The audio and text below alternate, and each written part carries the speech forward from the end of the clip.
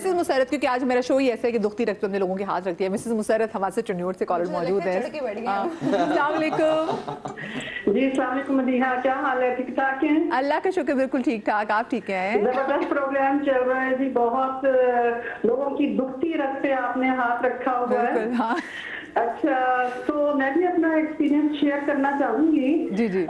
हम लोग भी उधार देते हैं, मैंने जॉब भी की है, तो मेरा एक्सपीरियंस थोड़ा डिफरेंट है। मतलब लोगों को जब मैं उधार देती हूँ ना, तो मुझे ये होता है कि अगर तो ये आसानी से एक दो दफा में दे देते हैं तो ठीक है, अदरवाइज मुझे उनसे निकलवाना जरूर होता है। मैं ये तय करके बैठी भी होती हूँ कि इनसे निकलवाना है यार, इनको खाने नहीं देना। Very good, very good, very good. उसके लिए मुझे ये होता था कि मैं भी देखती थी कि इनके साथ कैसे टैकल किया जाए ना। तो पहला तो ये होता था कि जिस वादे पे उन्होंने हमसे उधार लिया, उस वादे पे जरूर उसको याद दिलाना है कि जी आज वादे की डेट है, आपने उधार लिया था तो आप मुझे पैसे दीजिए। ठीक है। अच्छा, तो मैं उसको फिर ये याद दिला दी, देखो भी कर्ज अगर आपने लिया है तो आपने इस डेट पे वापिस करना है, अदरवाइज ना आपका नमाज कबूल है ना आपका रोजा कबूल है। ठीक है। आप मुझसे मजीद अगर आपके पास गुंजाइश नहीं है तो आप मुझसे मजीद टाइम ले लें। अच्छा, उन्होंने टाइम ले लिया, 2 दफा ले लिया, 3 दफा ले लिया। अब होता क्या था, फिर भी वो नहीं दे रहे ना, तो मैं ये देखती थी कि ये जो है ना, ये कितने लोगों में खड़े हुए हैं। ठीक है ना, वो उन लोगों के दरमियान जाके मुझे ये बात अच्छी नहीं लगती थी, लेकिन मुझे ऐसा करना पड़ता था उसको सबक सिखाने के लिए कि हाँ भी जरा इधर आओ ना, जरा मेरी बात सुनो ना। तो वेरी गुड। तो वो जनाब आते थे और मैं कहती थी हाँ भी जरा थोड़ी लाउड आवाज में, तुमने उधार लिया था मुझसे वापिस नहीं किया तुमने अभी तक। अच्छा, वो इतना छटपटा जाते थे एकदम से, यार ये क्या हो गया, इतने सारे लोगों की बात हो गई। तो इस तरह से जो है ना, मैंने अपनी बहुत सी जो मेरी जूनियर टीचर्स थी, उन्होंने, एक टीचर ने तो पूरे कॉलेज से उधार लिया हुआ था, और उन्होंने फिर जब मैं वाइस प्रिंसिपल बनी तो सबने आके मुझे बताया कि जी इन्होंने मुझसे भी उधार लिया हुआ है, इन्होंने मुझसे भी उधार लिया हुआ है, इन्होंने मुझसे भी उधार लिया हुआ है, और ये पकड़ाई नहीं दे रही है। तो मैं फिर उनके ऑफिस में पहुंच गई, वो मैंने कहा भी ये क्या मसला है, इतने इतने लोगों का आपने उधार देना है तो आप दें। जी मैम दे देंगे दे देंगे दे देंगे ऐसा। लेकिन मैंने फिर वही तरीका इख्तियार किया, मीटिंग में बैठी होती थी तो मैं उन्हें कहती थी कि जिसने जिसका उधार देना है वो दे दे, अदरवाइज मैं अगली मीटिंग में बाय नेम उनसे उधार वसूल करूंगी उस बंदे का ना। तो ये सारी चीजें करके आप यकीन करें मेरे पैसे कभी भी नहीं डूबे, ना मेरे मियाँ के डूबे, ना कभी मेरे डूबे, ना मैंने अपनी किसी टीचर के पैसे डूबने दिए। क्या बात करवाई मैंने ना। आए सदके जाओ। मिसेस मुसरत, अब मेरी जिंदगी में आप ही की कमी है। आप मुझे इतनी देर से मिली, जिंदगी से ये गिला है मुझे। नंबर लो, अगले शो पे बुलाओ। आप इंटरेस्टेड है अगर किसी और जॉब में तो प्लीज मेरे क्लिनिक में बैठ जाए। आपकी इतनी हाई डिमांड है। मैं आपको बताऊं, आज है महीने की 31 तारीख, तो ये वो डेट है कि इसमें ना, क्योंकि लोगों ने उधार भी पकड़े होते हैं और वादा लोगों से किया गया होता है कि आपको ये पहली अपील को ना। तो अब इस वक्त जो लोग हैं ना, बहुत सारे वैसे भी छिड़े बैठे हुए हैं। छिड़ गए लोग अच्छा भी हमारे भी जो उधार की जो डेट है वो वापस आने वाली है। अच्छा, कोई ऐसा तरीका रिकवरी का आप, मुझे लगता है समय ये आप में पोटेंशियल है। Be my missus Musarrat. असल में मेरा जो कंसर्न है ना वो यही है कि मैं पहले ही दफा में ही मना करती हूँ। मतलब मुझे ये बात बुरी लगती है, the art of saying no. ये मुझे सिंपल ही होता है कि जब मैं पूरी बात सुन लेती हूँ, मैं कहती हूँ देखें मुझे पैसे, मैं अपना तो कमाती नहीं हूँ, पहली चीज तो यही होता है। मेरा बिजनेस है वो अर्न करता है, तो मुझे उनको बताना पड़ता है कि मैं किस रीजन से पैसे निकाल के आपको दे रही हूँ, और मेरी बिजनेस की ये पॉलिसी ही नहीं है कि हम आपको उधार दें। तो इसलिए मैं बाउंड होता, मैं आपसे माजरत करती हूँ कि मैं नहीं कर सकती। हाँ, कोई फिजिकल आपको मेरी हेल्प की नीड है या कहीं आपको मुझे लेके जाके मैं कहीं बात कर सकती हूँ, आपके काम को आसान कर सकती हूँ, तो बताइए, आई एम अवेलेबल। ओह ये आई लाइक इट। तो बहुत अच्छा है। ये I'm available. Clip very, very good. Edit करके हम सबको तो भेजेंगे। ये इससे ये होता है कि दूसरे वाला आदमी को आपने बावर करा दिया कि आप एक सिंपल प्रोसेस हुआ ना, हमें सैलरी मिलती है, हमें चेक मिलता है, हम चेक डिपॉजिट कराते हैं, एक प्रोसेस है ये। तो आप अगर किसी भी कंपनी के पेटी कैश से भी निकालेंगे तो आपने उस बंदे को बताना तो है ना कि ये रीजन क्या है। अगर आप पर्सनल भी निकाल रहे हैं तो वो आपसे पूछेगा, उसका बैंक उसका सिस्टम खराब होगा। मेरा पेटी कैश नहीं है ना, मेरा उस तरह का सिस्टम है, लेकिन फिर भी मुझे दूसरों को मना करना कि उनको जलील भी फील ना हो, वो इंसल्ट भी फील ना करें, उनका वकार भी वही रहे, हमारा रिलेशन भी वही रहे और आप बहुत नीट एंड क्लीन तरीके से आप उनको मना ये करते आपने हैं। बुरे एक्सपीरियंस से सीखा, लेकिन अक्सर जो लोग हैं वो आपसे पैसे लेके लिटरली आपसे बात करना खत्म कर देते हैं, आपसे मिलते हैं, आपको अवॉइड कर रहे एक चीज और लगती है कि आप उधार वापस भी कर देते हैं ना। जैसे फॉर एग्जांपल आप कभी लेते हैं, आप ले लेते हैं अपने घर वालों से ले लेते हैं, अगर आपको हम शायद बता नहीं पा रहे लेकिन हम सब भी लेते हैं, अपने शौहर से भी लेते हैं, अपने माँ बाप से भी लेते हैं, अपने भाई बहन से, तो उनको भी देते हैं और हम उन्हें वापस भी कर देते हैं। अल्हम्दुलिल्लाह मेरा नहीं, ये वो उधार होते हैं जो हम शायद कंसर्न भी नहीं करते, लगता है शायद तुम्हारी जिंदगी का ये हिस्सा है और हम उनको उधार मिले। लेकिन मुझे लगता है मैं उधार जो लोग लेके भाग जाते हैं या जो लोग वक्त से पहले भी दे देते हैं, वो रिलेशन तब भी खराब हो जाता है। अच्छा एक एक जगह से उधार देने का सबसे ज्यादा दुख जो है ना, वो मुझे इस चीज का होता है कि जब कोई नौकर आता है, कोई कुक आता है, कोई भी होता है ना, तो वो उधार मांगता है कि जी बाजी मुझे 2-3 महीने आते की साथ ही तनख्वाह कार्रवाई दे दो। डालते हैं। हाँ, आते ही 2 महीने। अब इतनी तकलीफ होती है ना कि अगर 2 महीने का उधार दे दिया तो इसने देना तो है नहीं है, और अगर नहीं देंगे तो काम छोड़ के चला जाएगा। मतलब इतना आपको ब्लैकमेल करते हैं ना नौकर के, मैं आपको बता नहीं सकती। और जो स्पेशली जैसे अगर बच्चों की नैनीज वगैरह जो होती हैं वो आपको बहुत ऐसे आपसे उधार लेती हैं और आप उसमें ना परेशान हो जाते हो, क्योंकि और स्पेशली अगर आप वर्किंग वुमेन हो तो ऐसे लोग आपको बड़ा मैनिपुलेट करते हैं। जैसे आपने बात की ना बहुत ज्यादा। शेफ, बच्चों की नैनी, वो ऐसे टाइम से आपको ये उधार देगी, नैनी आपको वाला डरोगे experience मेरे साथ है। हाँ, एक छोटी सी ब्रेक के बाद हाजिर होते कहीं बच जाएगा।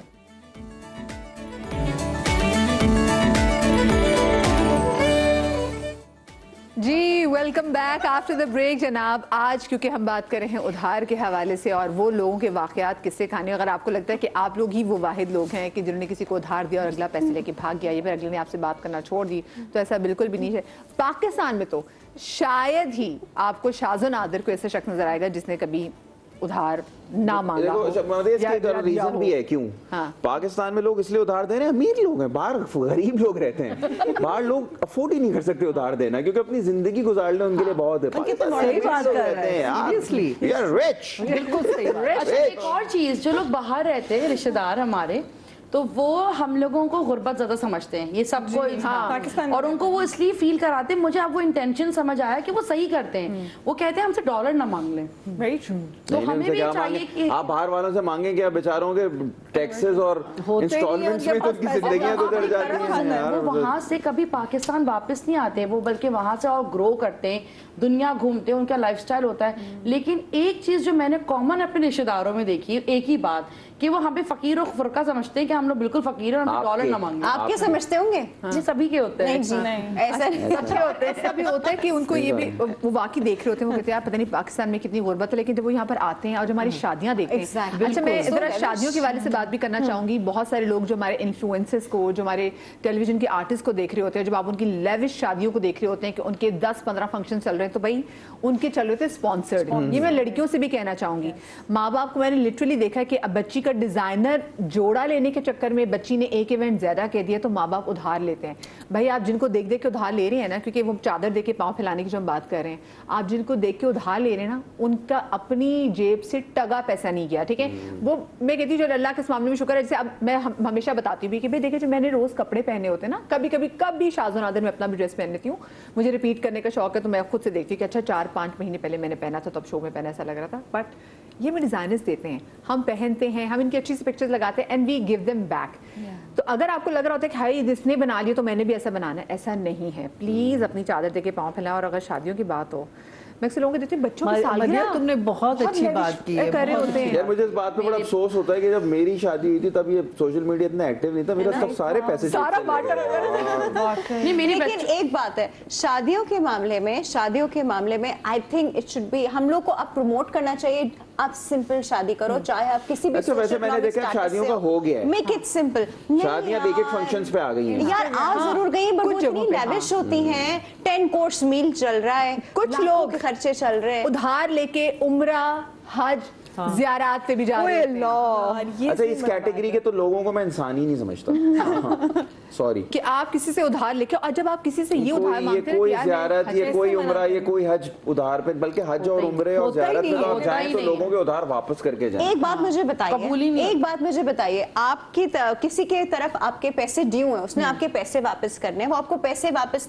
वो नहीं दे रहा, ये मतलब ऐसे ही वापस नहीं भी करने थे, देने से उसने, अब वो जा रहा है उम्रे पे भी 10-10 गाय भी ज़िबा कर रहा है और हज भी हो रहा है उसका, फिर आप उससे पैसे मांगो और फिर आपको कि आप तो उम्रा हज सब कुछ करके आ रहे हो, फिर वो आगे से कहते हैं वो तो मेरा और अल्लाह के बीच में है। नहीं, तो भाई ये भी मेरा मामला कहाँ है? तो मिसेस मुसरत कि आप उसको कहें भी ना आपका हज उम्रा कबूल है, आपका कुछ आपकी ना इबादत कबूल है, ना आपकी रोजे कबूल है, ना आपकी नमाज। मैं माफी नहीं करूँ। जब आप अपना कोई आप किसी के आप अक्सर लोगों खवातीन का तो कब्रिस्तान जाना कम होता है, जब तस्फीन का वाकया होता है तो उस वक्त आप देखें लोग अपने प्यारों को दफनाने के बाद कब्र पे खड़े होकर ये ऐलान करते हैं कि अगर इनका किसी से कोई लेन देन था तो आप हमें बता दीजिए ताकि हम वो आपको क्लियर कर सकें, क्योंकि वो एक वाहिद एक जरूरी चीज होती है जो एक क्लियर करनी जरूरी होती है।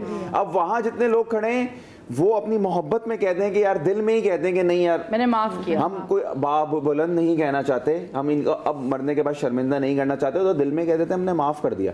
वो नियतों पे जिंदगी चल रही है ना पूरी, तो वो तो ये इतना जरूरी है। तो आपकी क्या आप जब मरने पे नहीं बख्शा जा रहा तो ये कैसे आपकी उम्र और हज पे? सबसे बड़ी बात जो है ना, जब ईद पे कुर्बानी के लिए उधार लेके तो बकरे लिए जाते हैं, आप ये सोचें कि नहीं क्या है जरूरत मतलब? ऐसी कुर्बानियों की, आप अफोर्ड नहीं कर सकते, आप नहीं अच्छा, मैं कोई एग्जैक्ट हदीस यहाँ नहीं कोट कर सकती, बट इट वाज लाइक अगर कोई शहीद भी होता है, वो मर जाए वो दोबारा जिंदा हो, वो मर जाए वो दोबारा जिंदा हो, वो मर जाए वो दोबारा जिंदा हो, लेकिन वो तब तक जन्नत में दाखिल नहीं होगा जब तक उसके ऊपर किसी एक इंसान का 1 रुपए का भी कर्ज है। भाई तो वाकई हम तो दुकानों में कभी ऐसा ना कि भी ज्यादा पैसे दे दी, ये नहीं कि कोई फरिश्ते हैं, लेकिन अगर किसी ने 100 रुपया ज्यादा दे दी तो हमें पता है यार कि अकाउंटेंट जो है ना आप देने वापस जाते हैं कि भाई अगले से हिसाब किताब कि वो 100 रुपए ऑडिट में वो किधर गए। अच्छा, ये कुछ ऐसे भी क्या मैं बोलूँ, मैं तो I am sorry but let me से कि ऐसे बेगैरत लोग भी होते हैं कि जब अभी आपने जनाजों की बात की ना कि जब वहाँ पे अनाउंस किया जाता है और कुछ लोग ताक में होते हैं कि अच्छा अगर बंदा मर जाए तो फिर जाते हैं, आपको पता है फलाने ने ना, अच्छा उसमें चीटिंग केसेस भी हैं, चीटिंग की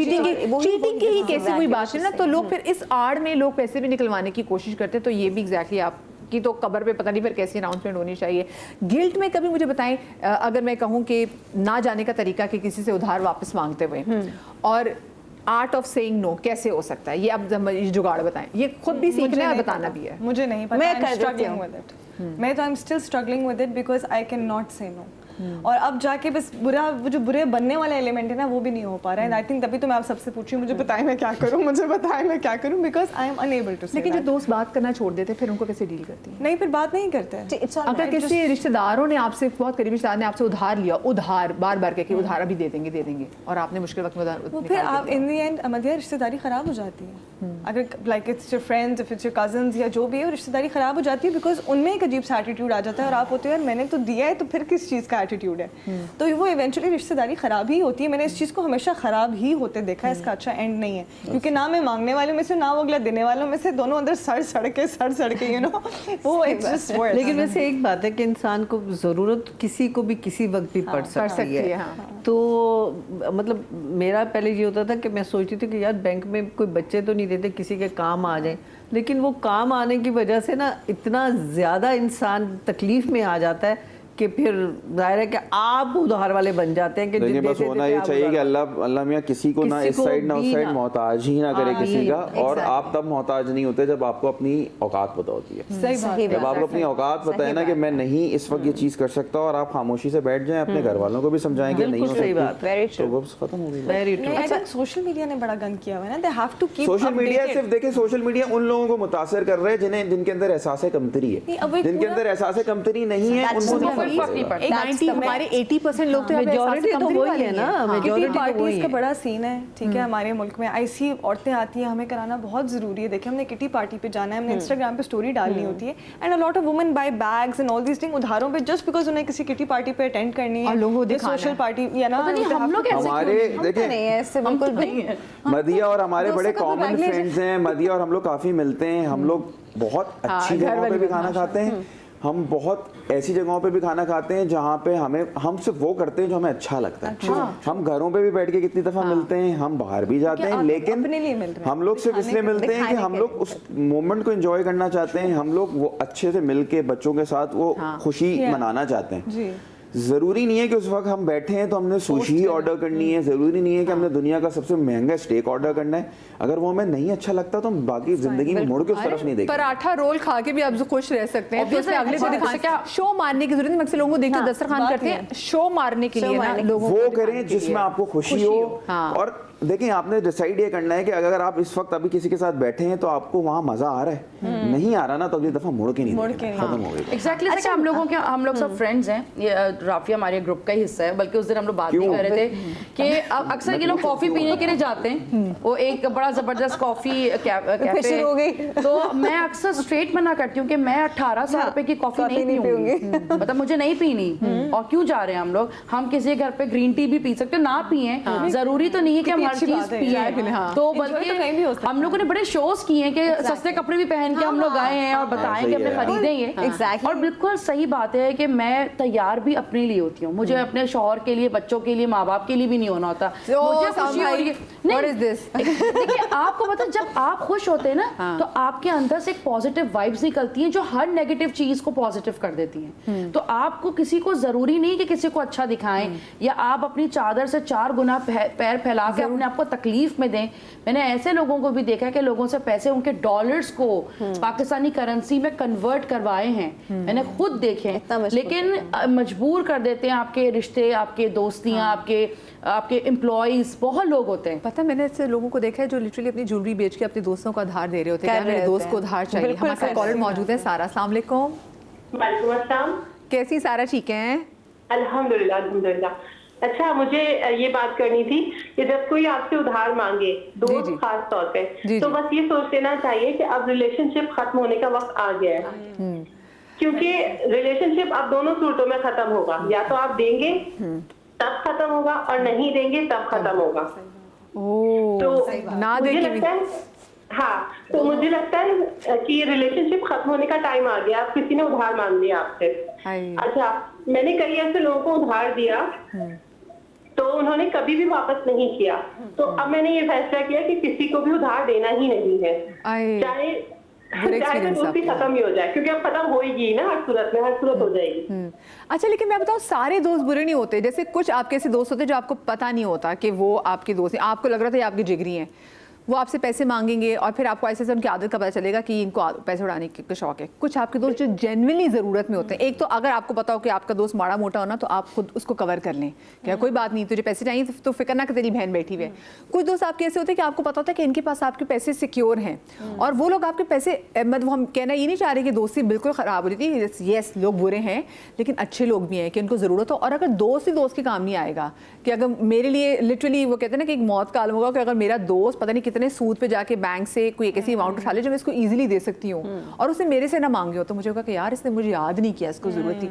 तो ये भी होता है क्योंकि आप लिटरली अपने किसी दोस्त की हेल्प कर रहे होते हैं ना, अल्लाह पाक इतना आपको उस पर भी नवाजता है। और आपको दोस्त, मेरे कुछ ऐसे बहुत अच्छे तजर्बात हैं कि मेरे दोस्तों ने मुझे उधार वापस किए तो मुझे ना, और क्योंकि टाइम से पहले वापस किए तो मैं घबरा गई। मैंने कहा यार तुम नाराज तो नहीं? उन्होंने कहा नहीं भाई, वो हो गया, पैसों का अरेंजमेंट हो गया, मेरी सैलरी आ गई, मेरा फलाना प्लॉट बिक गया है तो मैं पैसे बड़े आराम से दे सकती हूँ।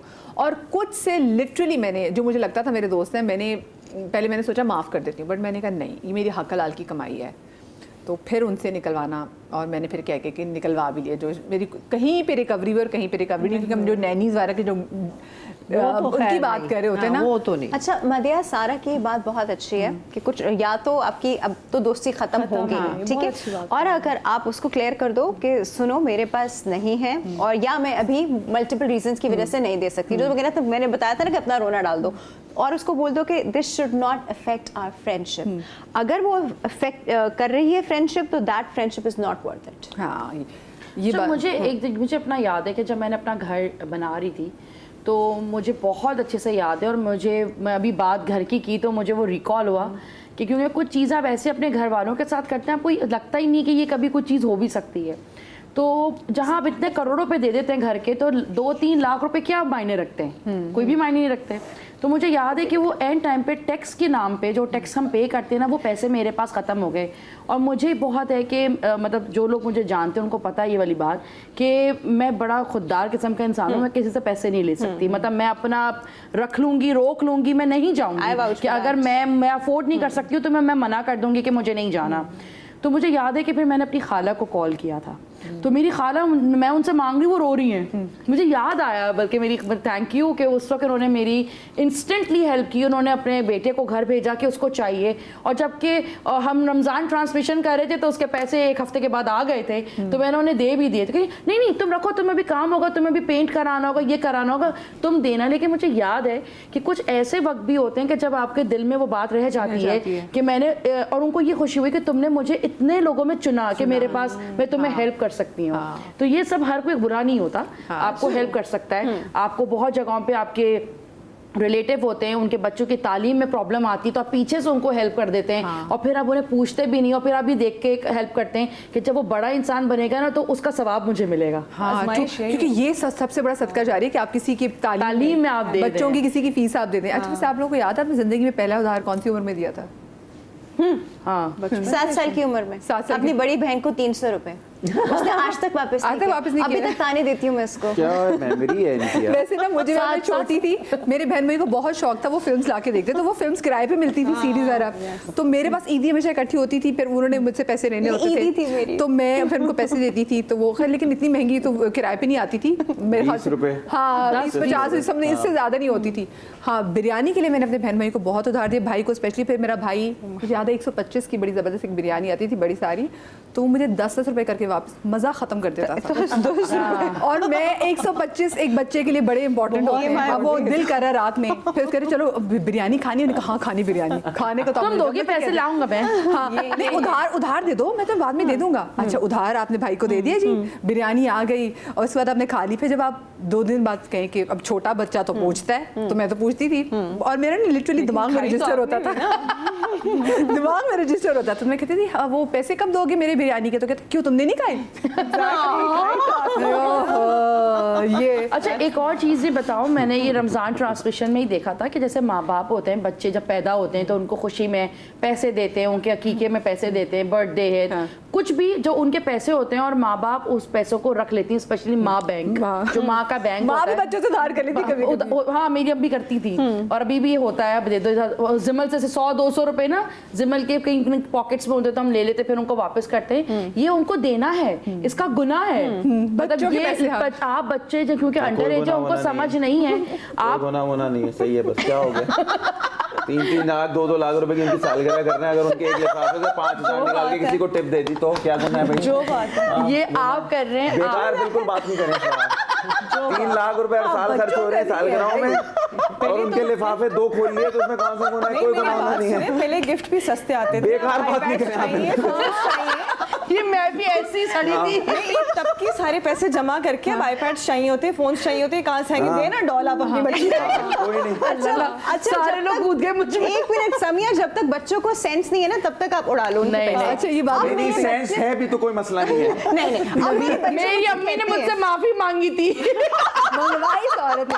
अच्छा, नवीद के तो बच्चों की मुझे पता है जो वो सालगिरह भी होती तो वो इतनी इन्वेस्टेड थी कि वो मनाल की जो तैयारियां शुरू हो जाती। मैंने केक बनाया मनाल का फर्स्ट बर्थडे। बच्चों के कॉस्ट्यूम पे इतने पैसे लग जाते तो वाकई मेरे ख्याल से अगर माँ बाप बच्चों के पॉप डीमन हंटर की बर्थडे करने में हमारे हालत खराब हो जाती है, और वो कह रही है कि कोई उधार नहीं है, जो सालगिरह में पैसे आ रहे हैं वो मेरी रिकवरी है, जो मैंने पैसे खर्च किए। भाई मेरी बच्ची का ये है कि दिसंबर में होनी है, सितंबर से लिस्टें बनना शुरू हो जाती है। हम कितने अच्छे बच्चे थे, मुझे याद है बर्थडेज होती थी, फ्रूट्स आ गए, वो चिकन पैटीज आ गए, फ्रूट चाट बन गई, अच्छा सा केक आ गया, मिठाई, हम तो हर चीज में खुश हो जाते थे। वो टोपियां पहन के केक काट लेते थे, चमक वाली फनी सी टोपियां, चल भाई वो जो पेपर सी टोपियां पहनते थे, वो अब तो टोपियां आ रही है 25,000 रुपए की। खैर भाई, बातों की एक बात, आपको सीखना चाहिए कि अगर आप और आपका इंस्टिंक्ट आपको बता रहा था कि किसी बंदे ने आपसे उधार अगर मांग रहा है ना, आपको वापस नहीं देगा, आपको सीखना है कि आपने नोस को कैसे बोलना है। ये आपकी हक हलाल की कमाई है, you have all the right to say no. और अगर किसी ने आपसे उधार ले लिया है या आपको लगे ना कि हाँ वाकई जरूरतमंद है, फिर तो कोशिश करें कि अल्लाह पाक तू मुझे वापस कर दे, मुझे ज़रूरत है। बट आप देख रहे हो वो बाकी सारी जिंदगी की ऐशियां पूरी कर रहे हैं, तो मैं कहती हूँ फिर उसके लिए बुखार बन जाए। अभी आप बुखार सरल बाजी बन 104 बुखार बन जाए। 104 इससे भी आगे, और आप उनको बार बार याद दिलाएं, और उनको मैं कहती हूँ अगर लोगों के सामने भी आपको शेम करती हूँ कि आपकी हक हलाल की कमाई है and you owe it to them.